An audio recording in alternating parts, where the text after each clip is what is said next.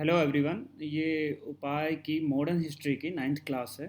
इससे पहले तक हम लोगों ने देखा कि किस तरह से 1857 का रिवॉल्ट हुआ और क्या उसके पीछे के रीजंस थे और किस तरह से वो रिवॉल्ट फेल भी हो गया और उसके बाद में किस तरह से कंपनी का रूल ख़त्म हुआ और ब्रिटिश गवर्नमेंट ने डायरेक्टली इंडिया पे रूल करना स्टार्ट कर दिया। ठीक है। तो ये हो गई अभी तक 1857 से पहले पहले की पूरी कहानी। अब हम लोग पढ़ेंगे 1857 के बाद की कहानी। ठीक है। और उसके बाद में हम लोग पढ़ेंगे जब तक हमारा देश आज़ाद हो गया था 1947 तब तक की कहानी हम पढ़ेंगे। ठीक है। तो वो लगभग 4-5 क्लासेस में हम लोग ख़त्म कर देंगे। उसके बीच में क्या हो रहा था कि उस टाइम पे आप लोगों को पता है कि हमने थोड़ा थोड़ा पढ़ा भी कि हमारे समाज में बहुत सारी कुरीतियाँ थी, है ना। माल प्रैक्टिसेस बहुत सारी थी। लाइक सती प्रथा बहुत ज़्यादा थी। सती प्रथा आप लोगों को पता होगा सती प्रथा के बारे में कि अगर हस्बैंड की डेथ पहले हो जाती थी तो हाई कास्ट हिंदूज़ में एक परंपरा चलती थी कि वुमेन को भी उसकी वाइफ को भी उसी के साथ में उसी की चिता पे उसको भी बैठा दिया जाता था। मतलब इस तरह का इनह्यूमन मतलब प्रैक्टिस थी ये। और कोई विडो रीमैरिज भी नहीं हो पाती थी। मतलब जिसके हस्बैंड की डेथ हो गई अगर उसको मारा नहीं यानी सती नहीं हुई हो अगर किसी इलाके में तो उसकी शादी भी कोई दोबारा से शादी भी नहीं कराते थे। अगर लड़कियां होती थी तो बचपन में उनको मार दिया जाता था। ठीक है। या सेक्रीफाइस कर देते थे छोटे छोटे बच्चों का। तो इस जाति प्रथा बहुत थी। एक कास्ट दूसरी कास्ट को, एक कास्ट अपर कास्ट होती थी वो छोटी कास्ट को ना पढ़ने का अधिकार देती थी, स्कूल में भी उसको उनको एंट्री नहीं देती थी। तो इस तरह की कुरीतियाँ थी हमारे समाज में। फिर क्या हुआ था उसके अलावा जो मंदिर वगैरह थे और इस तरह का था कि भाई मठ वगैरह थे, मंदिर वगैरह थे, उनमें जो आ, मतलब कई तरह के भगवान माने जाते थे, है ना। जैसे कि मान लो कि ब्रह्मा के मंदिर है। ब्रह्मा के तो वैसे एक ही मंदिर है, आपको पता होना चाहिए। ब्रह्मा जी का एक ही मंदिर है पुष्कर में, राजस्थान में। ठीक है। उसके अलावा कहीं पे दुर्गा जी को माना जाता है, कहीं पे विष्णु को माना जाता है, कहीं गणेश को माना जाता है। ठीक है। कहीं पे शिव जी को माना जाता है। इस तरह से अलग अलग भगवानों को माना जाता था पूरे देश में। और उन सब की एक तरह से उन सब की पूजा करने का अधिकार सिर्फ ऊपर वाली कास्ट को होता था, नीचे वाली कास्ट को वो भी नहीं दिया जाता था। और उसके अलावा पूजा मतलब जो मूर्ति है मूर्ति पूजा पे ज़्यादा ध्यान दिया जाता था। ना कि बस आओ मूर्ति के सामने पूजा करो और अंदर से कितने भी खराब आदमी हो आप पूजा करो, बस आके आपके सारे पाप धुल जाएंगे। तो इस तरह के आइडल वर्शिप बोलते हैं इसको, आइडल वर्शिप। आइडल मतलब मूर्ति की पूजा। तो इस तरह की कुरीतियाँ काफ़ी ज़्यादा थी, है ना। आइडल की वर्शिप तो अभी भी चलती है। ठीक है। अभी भी अगर आप साफ मन से पूजा नहीं करते बस मूर्ति के सामने माथा टेकते हो तो आप अभी भी कुछ, वो भी गलत ही है एक तरह से। तो और ख़ास तौर पे महिलाओं की कंडीशंस और जो दलितों की कंडीशन बहुत ख़राब थी। तो क्या हुआ कि इस जो पूरी सेंचुरी जिसको बोलते हैं उसमें बहुत सारे ऐसे मोमेंट्स हुए। मोमेंट्स मतलब आंदोलन हुए जिन्होंने समाज को बदलने की कोशिश की। सोशियो रिलीजियस मतलब रिलीजन की वजह से जो प्रॉब्लम्स हैं कि जैसे मूर्ति पूजा बहुत ज़्यादा होती थी, गरीबों को या छोटी कास्ट वालों को मंदिर में आने का अधिकार नहीं था। इसके खिलाफ जो मूवमेंट हुए उसको बोलते हैं रिलीजियस मूवमेंट। और जो सोशियो मूवमेंट मतलब ऊपर कास्ट की छोटी कास्ट में दिक्कतें हैं, वुमेन को बराबर अधिकार नहीं मिलता, इसको बोलते हैं सोशियो। तो पूरा मिला के सोशल रिलीजियस, तो सोशियो रिलीजियस मूवमेंट बोलते हैं इनको, जो जो बीच में आए।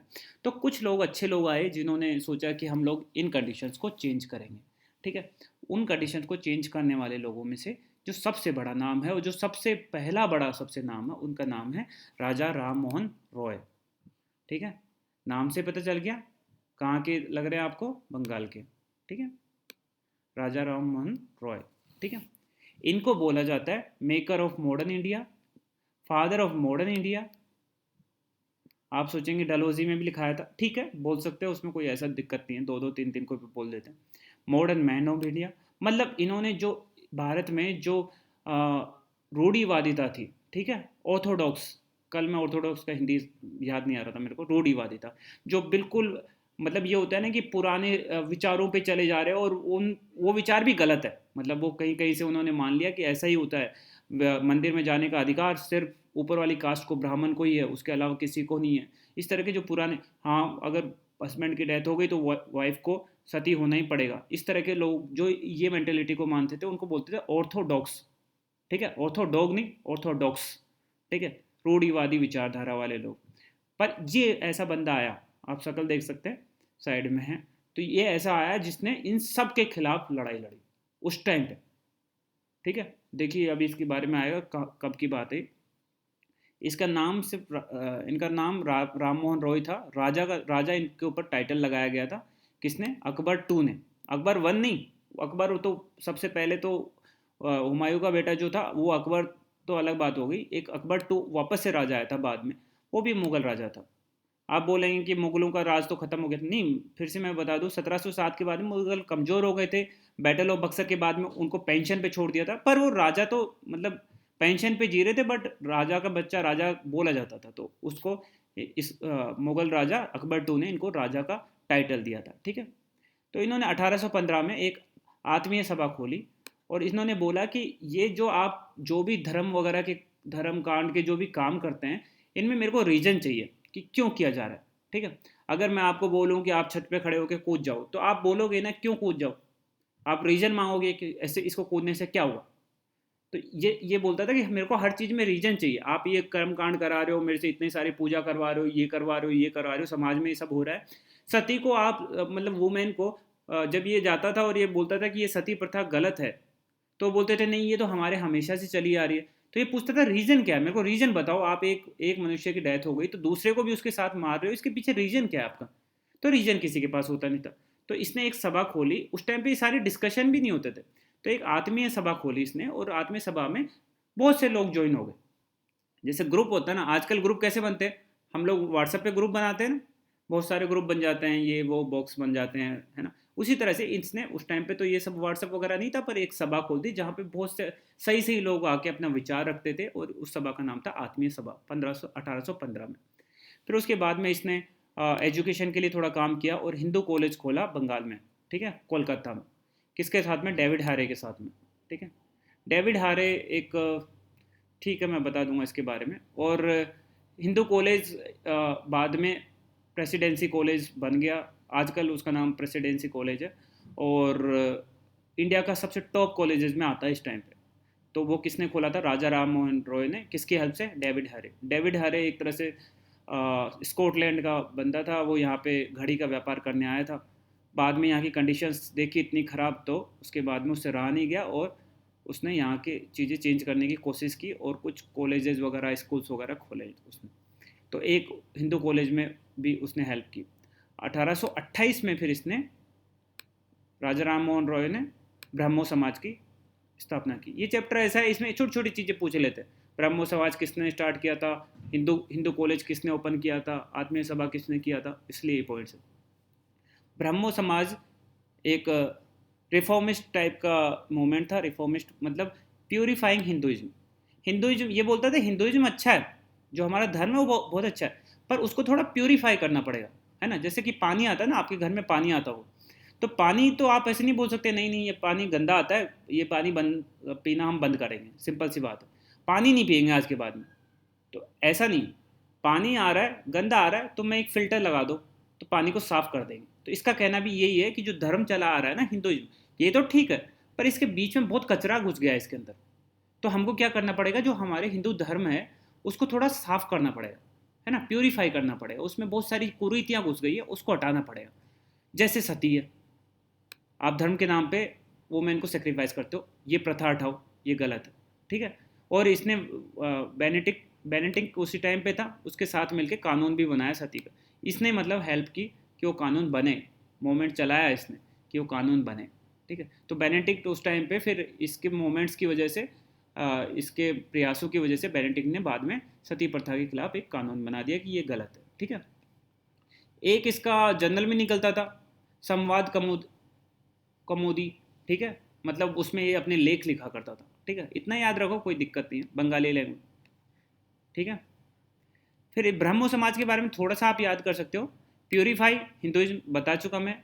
हिंदुइज्म को मतलब, जो हिंदुइज्म क्या होता है, एक तरह से मतलब रिलीजियस प्रैक्टिस मानो आप, एक तरह से वे ऑफ लाइफ बोलते हैं वैसे तो, बट ठीक है, उसको प्योरीफाई करना है हमको, है ना। जो हमारा एक्चुअल में धर्म है उसको अपनाना है। जो कास्ट सिस्टम उसके अंदर जो जो घुस गया ना, जैसे जैसे आप ये इन्होंने क्या किया, कास्ट सिस्टम का अपोज किया ब्रह्मो समाज में। ठीक है, ब्रह्मो समाज की स्थापना की किसने की? राजा राम मोहन रॉय ने। और ब्रह्मो समाज ने के क्या क्या सिद्धांत थे, वो ये सिद्धांत थे कि ब्रह्मो समाज को मानने वाले लोग कास्ट सिस्टम का अपोज करते थे, कुछ कास्ट ऊपर नीचे नहीं होती है, चाइल्ड मैरिज का अपोज करते थे, बच्चों की मतलब जल्दी उम्र में शादी नहीं होनी चाहिए, फीमेल इन्फेंटिसाइड मतलब बच्चे जो बच्चियाँ होती है छोटी उनको मार दिया जाता था, घर में मार दिया जाता था या पैदा होते ही मार दिया जाता था, उसका अपोज करते थे। सपोर्ट किसको करते थे, री मैरिज होती थी, विडोज़ की री मैरिज करवानी है, विडो मतलब जिनका हस्बैंड मर जाता है ना, ठीक है, तो उनकी री मैरिज करानी है। फीमेल एजुकेशन पे ये लोग बहुत ध्यान देते थे ब्रह्मो समाज के लोग। तो ब्रह्मो समाज की स्थापना किसने की, राजा राम मोहन रॉय ने, और उसी के सारे ये सिद्धांत है, वो भी यही मानता था, तो ब्रह्मो समाज का उसके आधार पर। फिर आइडल वर्शिप, आइडल वर्शिप मतलब वो इस पे ध्यान नहीं देते थे कि मूर्ति पूजा पे ध्यान नहीं देते, मूर्ति नहीं, आप भगवान की वो करना चाहते हो तो बिना मूर्ति के आप बस अपने अनुसरण करो एक तरह से।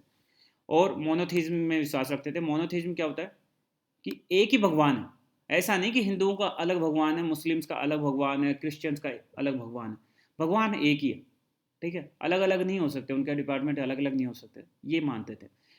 अगर राजा राम मोहन रॉय और ब्रह्मो समाज की एक ही सिद्धांत है, मतलब उसने खोला तो अपने ही सिद्धांत लगाएगा सारे के सारे, ठीक है। फिर इनके फॉलोअर्स भी यही मानने लगे।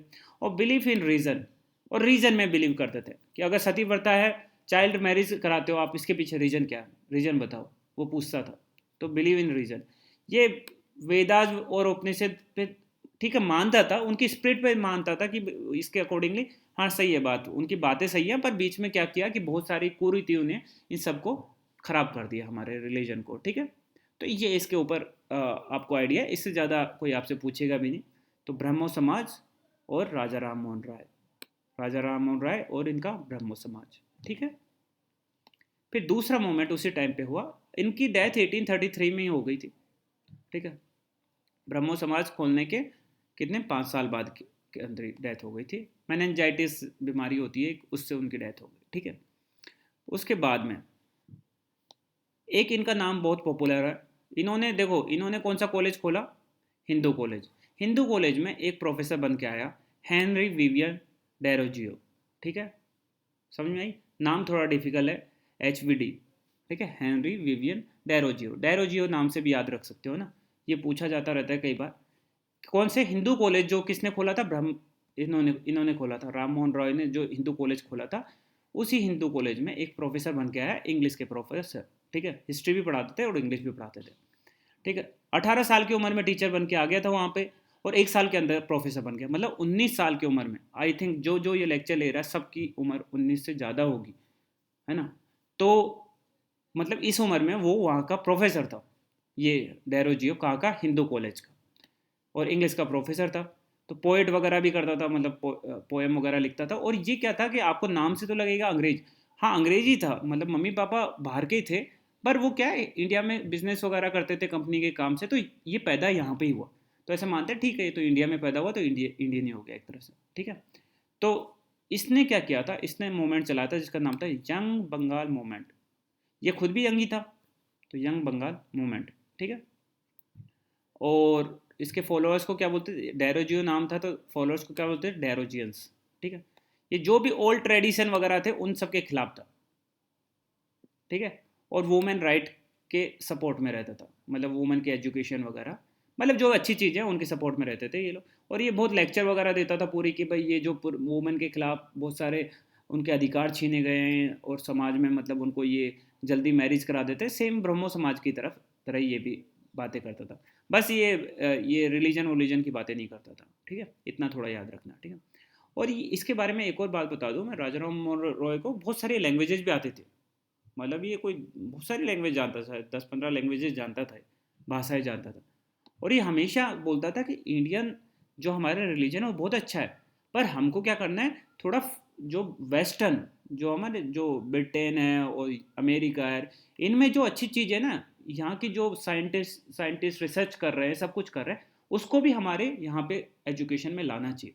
तो हिंदू कॉलेज में जैसा नाम से तो हिंदू कॉलेज है, बट इसमें क्या पढ़ाया जाता था, भारत के सब्जेक्ट भी पढ़ाए जाते थे और बाहर के सब्जेक्ट भी पढ़ाए जाते थे। तो ये कभी भी मना नहीं करता था कि वेस्टर्न एजुकेशन मत लाओ, वेस्टर्न एजुकेशन को भी लाओ, हमारे खुद की एजुकेशन भी रहनी चाहिए और वेस्टर्न रहनी चाहिए, दोनों चीज़ को पढ़ाना चाहिए, ठीक है। तो ये कभी मतलब एक एक तरह से इस तरह का बंदा था, ठीक है।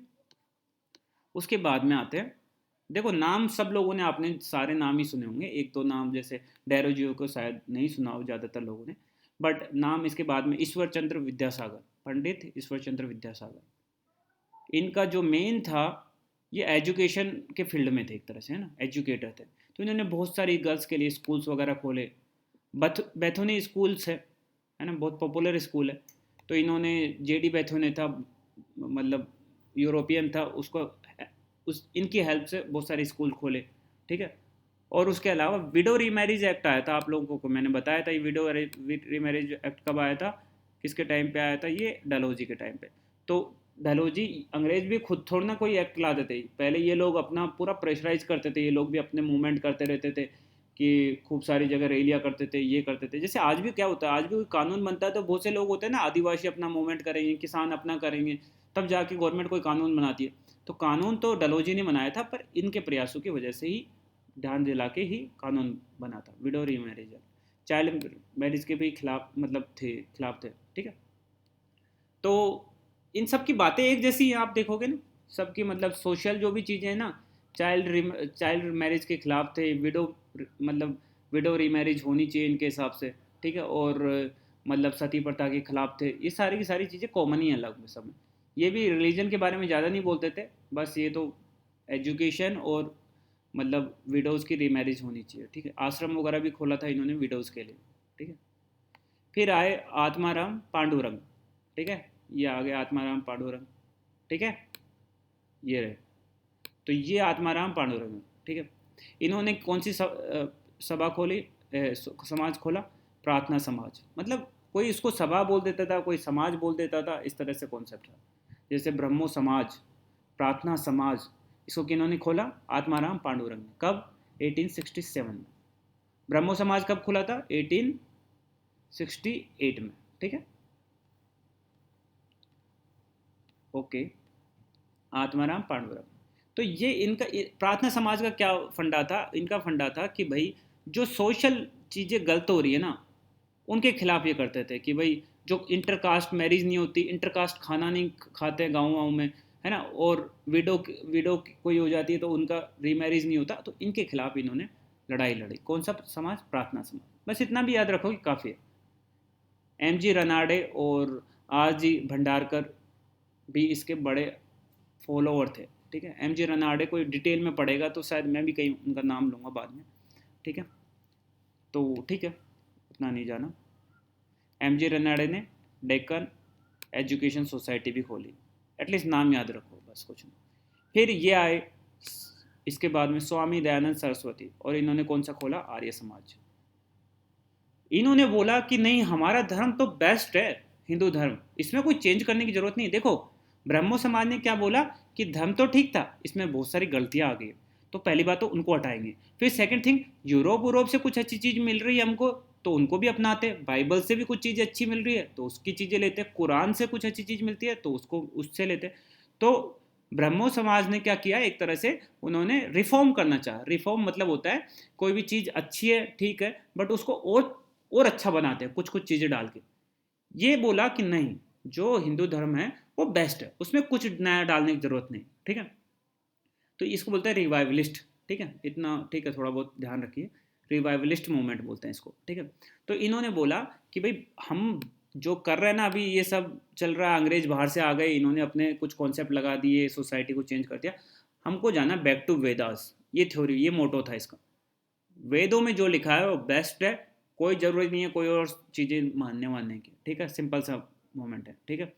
अब वेदों में ये, पर ये बोलता था, वेदों में कहीं पे भी ये कास्ट का नहीं जिक्र है कि भाई ये जो तुम ये विडो विडो मैरिज रीमैरिज नहीं करवाते हो, बच्चों की शादी करवा देते हो, तो ये तो वेदों में लिखा हुआ नहीं है, तो इनको ये भी अपोज करते थे, ठीक है। तो पर ये वेदों पे पूरा बिलीव करते थे कि पूरा हमारा जो पहले वाला सिस्टम था, आर्य समाज यही मानता है, जो हमारा पहले वाला सिस्टम था वो सबसे बेस्ट था, उसमें कोई ज़रूरत नहीं है दूसरी चीज़ों को घुसाने की, ठीक है, उन्हीं को मानना है हमको, ठीक है। तो इन्होंने एक बुक भी लिखी, सत्यार्थ प्रकाश, मूवमेंट चलाया जिसका नाम था आर्य समाज, समाज बनाया। और फिर आर्य समाज ने एक शुद्धि मूवमेंट चलाया। शुद्धि मूवमेंट मतलब जिन्होंने भारत में, जैसे हिंदू से मुस्लिम बन गए होंगे बहुत से लोग, या हिंदू से क्रिश्चियन भी बन गए होंगे बहुत से लोग क्रिश्चियनिटी आने के बाद में, तो उनको वापस से कन्वर्ट कराने के लिए कि शुद्धि मूवमेंट चलाया कि आप वापस से आ जाओ हिंदू धर्म में, हम आपका कुछ पूजा जो भी करवा सकते हैं, आपकी पूजा पाठ जिससे भी आप वापस से आपको हिंदू बना देंगे, ठीक है। तो शुद्धि मूवमेंट भी इन्होंने चलाया।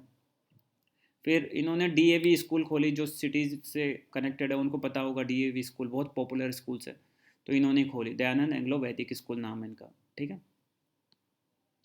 पहली स्कूल खोली थी लाहौर में, उसके बाद में बहुत सारे डीएवी स्कूल आज इनको सब कोई जानते हैं। यहाँ पे जो भी कनेक्टेड है, स्वामी विवेकानंद, जो इन्होंने मिशन चलाया उसका नाम है रामकृष्ण मिशन। रामकृष्ण कौन थे? स्वामी विवेकानंद के कौन थे? गुरु, ठीक है। नाम, बचपन का नाम इनका था नरेंद्र नाथ दत्त, ठीक है।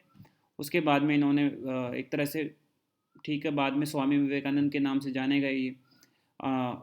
फिर रामकृष्ण मिशन इन्होंने स्टार्ट किया 1897 में, ठीक है, अपने गुरु के नाम से, ठीक है। ये कभी भी पूजा पाठ को कभी विरोध नहीं करते थे, ठीक है। पर सोसाइटी में जो गड़बड़ थी, जैसे कास्ट सिस्टम थे, एक कास्ट ऊंची मानते थे, दूसरी कास्ट नीची मानते थे, तो उसके खिलाफ थे। अपने धर्म को बहुत महत्व देते थे, हिंदू धर्म को, कि भाई हिंदू धर्म उसको भी ये श्रेष्ठ मानते थे। एक पार्लियामेंट ऑफ रिलीजन्स है हुई थी शिकागो में, मतलब सारे रिलीजन के सबसे बेस्ट स्पीकर्स को बुलाया गया था अमेरिका में, शिकागो नाम की जगह पे 1893 में। और इन्होंने वहाँ पे जाके प्रीच किया था हिंदू धर्म के बारे में, हिंदू धर्म के बारे में बहुत बताया था, और बहुत उसकी सराहना भी होती है। उसका ऑडियो भी आपको यूट्यूब पे मिल जाएगा अगर आप उसको सुनना चाहते हैं तो, ठीक है।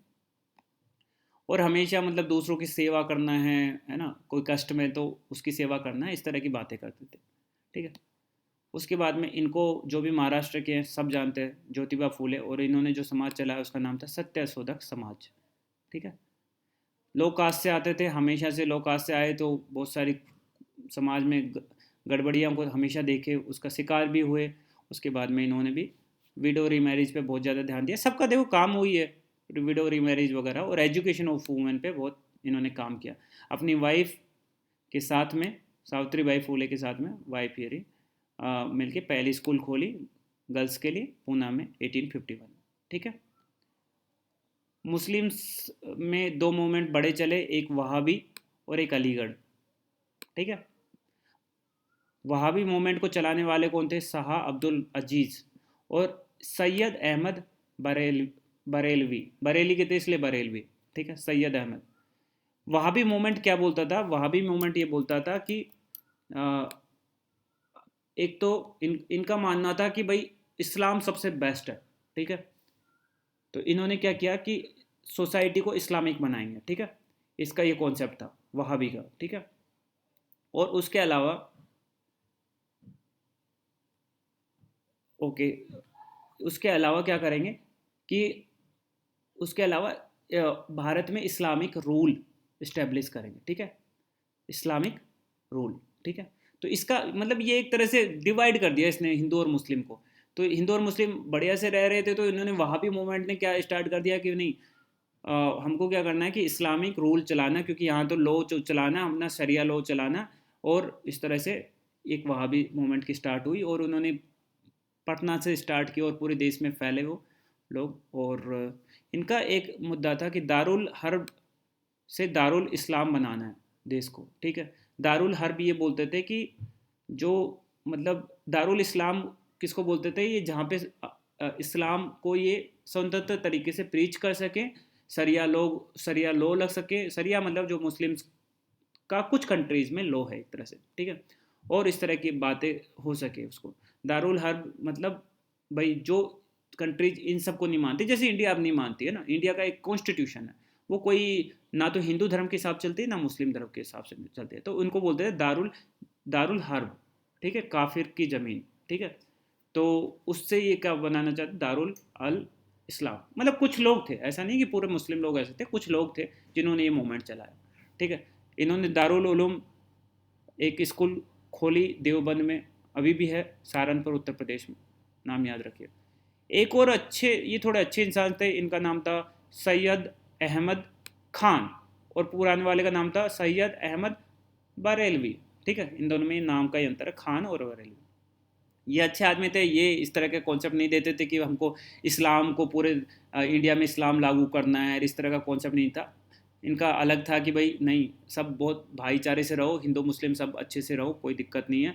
और अलीगढ़ मूवमेंट में ये बोलते थे कि जो वुमेन को बराबर अधिकार नहीं दे रखे मुस्लिम्स में, उन और पर्दा प्रथा वगैरह काफ़ी ज़्यादा है मुस्लिम्स में, तो इनको वुमेन को अच्छे राइट्स दो, इनका यही कहना था। अच्छी बातें करते थे, ठीक है। और इन्होंने अलीगढ़ मुस्लिम यूनिवर्सिटी को भी ओपन किया, ठीक है। और बाद में, ठीक है, बाद में इनकी फिलोसफी चेंज हुई, अंग्रेज़ों ने डिवाइड एंड रूल के तहत इनको अपनी तरफ लिया, और उसके बाद में कुछ कुछ बहुत कचरा हो गया था, उसके बारे में बाद में पढ़ेंगे, ठीक है। तो ये इनका अलीगढ़ मूवमेंट था। तो आपको ये मैंने मेन मेन मोमेंट्स के बारे में बता दिया है। एक और था जो थियोसॉफिकल सोसाइटी, इसके बारे में भी थोड़ा बता देता हूँ। ये थियोसॉफिकल सोसाइटीज़ न्यूयॉर्क में ओपन हुई, और किसके द्वारा? मैडम HP ब्लवत्स्के और स्टील ओलकट।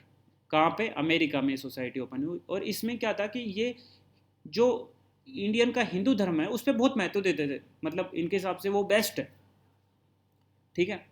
तो कहाँ पे बैठे बैठे बना लिए? न्यूयॉर्क USA में सोसाइटी बना ली। और ये बोलते थे ये जो एंग्लो रिलीजन है ना, मतलब हिंदू धर्म वगैरह है, ये मतलब एशियाटिक रिलीजन है, ये बेस्ट है, इसमें जो भी चीज़ें थी वो बेस्ट थी।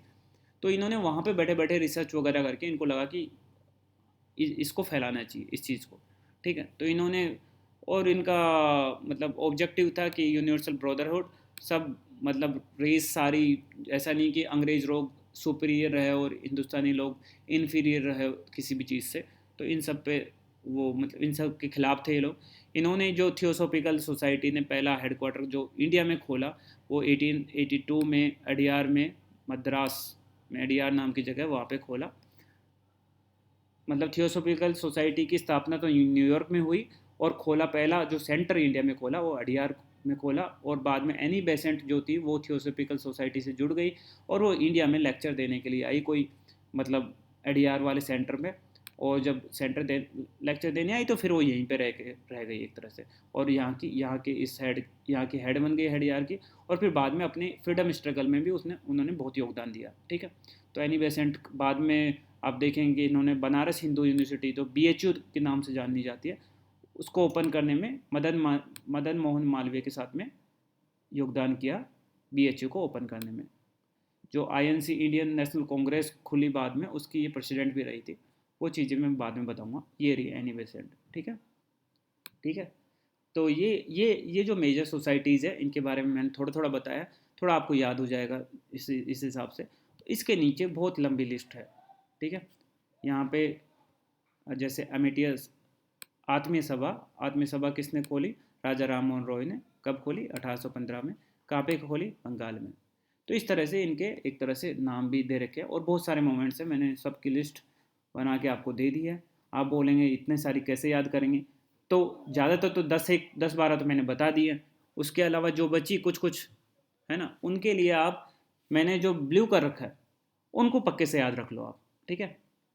जैसे परमहंस मंडली वगैरह है ना, और जैसे इसमें सत्य शोधक, ये तो सब बता दिया। आर्य सभा थियोसॉफिकल ये बता दिया, है ना। ब्रह्मो समाज ये साधारण ब्रह्मो समाज है, ठीक है। इस तरह से ये आपको जो जो मैंने अलग कलर से कर रखा है ब्लू, कम से कम आप उनको याद कर लीजिए, उतना तो कर पाएंगे ना। तो उतना याद कीजिए, सिर्फ नाम नहीं, उसके बाद में उनके फाउंडर कौन थे, ठीक है।